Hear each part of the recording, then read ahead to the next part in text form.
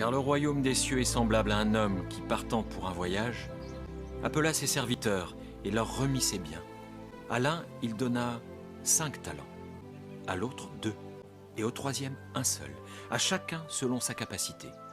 Et il partit.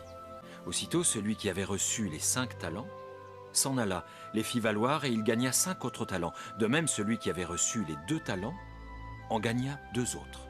Celui qui n'en avait reçu qu'un seul alla faire un creux dans la terre et cacha l'argent de son maître. Longtemps après, le maître de ses serviteurs revint et leur fit rendre compte. Celui qui avait reçu les 5 talents s'approcha en apportant 5 autres talents et il dit « Seigneur, tu m'as remis 5 talents. Voici, j'ai gagné 5 autres talents. » Son maître lui dit « C'est bien, bon et fidèle serviteur. Tu as été fidèle en peu de choses. Je te confierai beaucoup.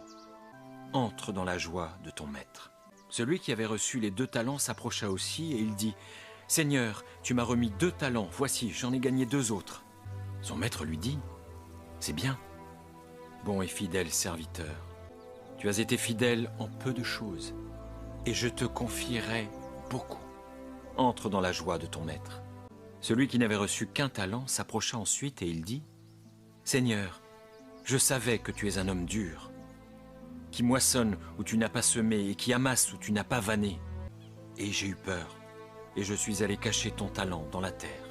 Voici, prends ce qui est à toi. » Son maître lui répondit, et il dit « Serviteur méchant et paresseux, tu savais que je moissonne où je n'ai pas semé, et que j'amasse où je n'ai pas vanné. Il te fallait donc remettre mon argent au banquier, et à mon retour, j'aurais retiré ce qui est à moi avec un intérêt.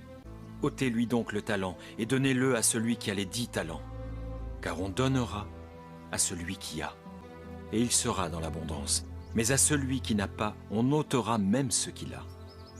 Et le serviteur inutile, jetez-le dans les ténèbres du dehors.